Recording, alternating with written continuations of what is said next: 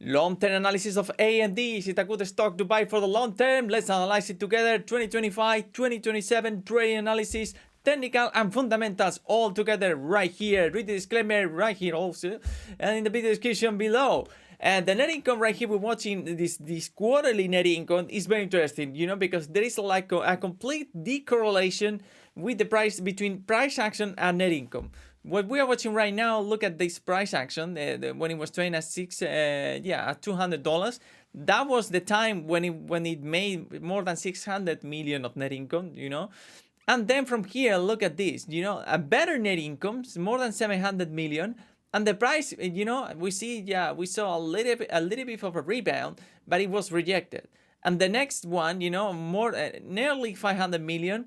But still, it's better than these two, these two net incomes. It was trading the stock around $200, and right now we are trading around $100, and the net income is double in comparison to those numbers, So that's interesting in that sense.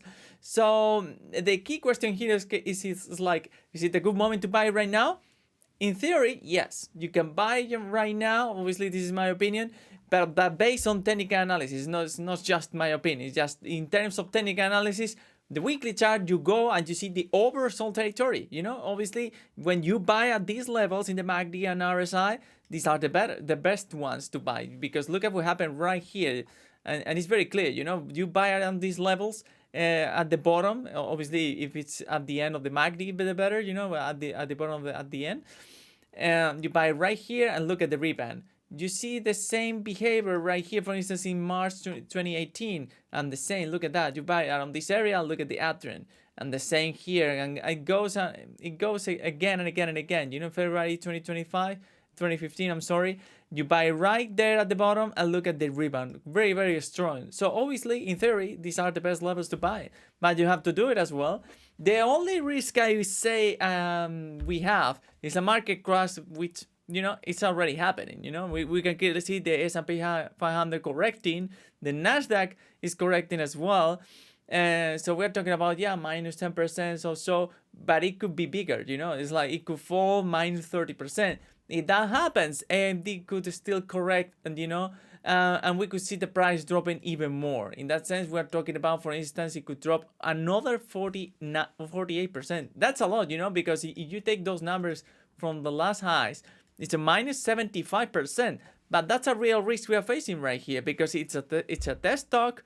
All test stocks, they are completely overbought in that sense, because look at the afters, their experience over the last years, it's insane. A correction, it could happen, and if you take those numbers since back, for instance, in 2008 or 2000, if it's a bubble like that, you can imagine, So obviously you have to prepare for every scenario, because anything can happen in the markets. Obviously, if you see the danger is gone, you can buy it again. So at this point, maybe it's better to wait and see, monitor the markets, So in that sense, what can you do to analyze it and to find the best moment?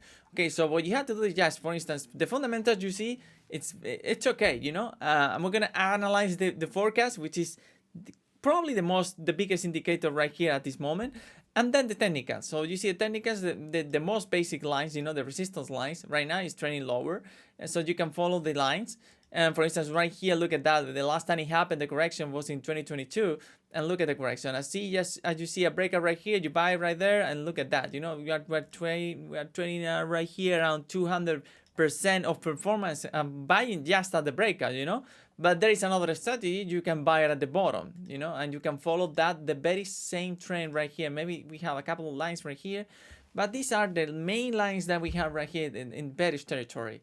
The second thing right now is not very clear, because it's like we need more time to see how it develops, but the forecast can signal exactly what it could happen in the future. So obviously we have right now the market's correcting. We have the forecast right here, and look at the estimate. As I said, this is based, this confirms the theory that is oversold at this point, obviously, in comparison to a couple of months ago. We have 46 analysts from Wall Street, and the average of them, they think the stock should go up more than 45%. And this is the problematic thing we are experiencing right now. The first quarter of 2025, we have an estimate of 0.95, which is worse than the previous one, similar to the third quarter of 2024. So obviously we go to that day and we compare the data. At that point, it was trading, similarly 100. It was trading above actually. So that confirms that if we're gonna get like similar numbers to those seen back in the third quarter of 2024, we're trading lower. So obviously that's the oversold opportunity. But I think the most important factor is the next ones. We got the first quarter of 2025. We see it's not good, but the next ones, they are gonna be good according to this. Look at that. We're talking about the second quarter 2025. It's gonna be very similar to the last quarter 2024. It was the best one actually. And then we have the annual. I think that's the best forecast you can get. So when you see something like this, these are the type of stocks you gotta buy. Obviously, it has to be the reported similar to this. But look at what happened in the past. It's like we had that reported. They nailed it right here. The reported was 3.31. The estimate was 3.31. And right here, again and again and again and again. Well, not again here, but as you can see, they are either the exact match or very similar, very close to that. So when I see like an estimate like this is very optimistic. It's like the company they could grow a lot in the future. And if for instance if we're talking about double the numbers, if they're gonna have like an EPS 6.23 and we are currently at 3 of EPS, you can imagine. You can. You buy at the correct moment, and you nail the moment to buy a stock. You buy in the dip, it's a difficult thing to achieve, obviously. But you buy at the right point, the performance could be huge because obviously it could have like a double market cap. So for instance, if we go to the market cap, just based on the EPS, because if they get double the EPS, you gotta see double the market cap would be at least it should be trading around 230, at least if they make it happen, but that the markets they obviously different in that sense, so it could even grow more, more than this. So we have to wait and see. But obviously the analysis is very good in terms of fundamentals, in terms of technicals. We had to wait for that big opportunity, but the fundamentals are good. The forecast is right here. Not the first 2 quarters 2025. They are gonna be like yeah. But the next ones, they're going to be really good. And the annual, for me, is the best one, this forecast. So, as I said, the only reason I would say we have right here, obviously, is the general market crash. That could create like a huge opportunity to buy these stocks, actually.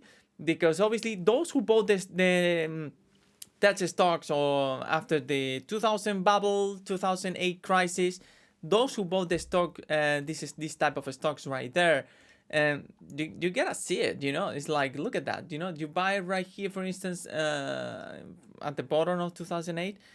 Even this stock had difficult moments. Obviously, this company is not nvda. Nvidia performed better in that sense, but look at that. It's like, oh my gosh, nearly more than 10,000% in just 16 years. I mean, that's amazing. And the second ride you can get right here in 2002 after the crash, another 1000%. So obviously buying after these market crashes, you can find the best opportunity, but you have to be patient because you can buy right here and here and here and here, and you can get killed. You have to wait. You have to be patient. You have to analyze the reports. If the forecast has deviated a little bit, when you see a market crash like this, it could last a lot. So you have to be patient. Right now the main lines are right there. It's very simple actually, because look at this. This is the market crash from February 2006 till December 2008, and you just have to draw the lines. You just have to draw the lines.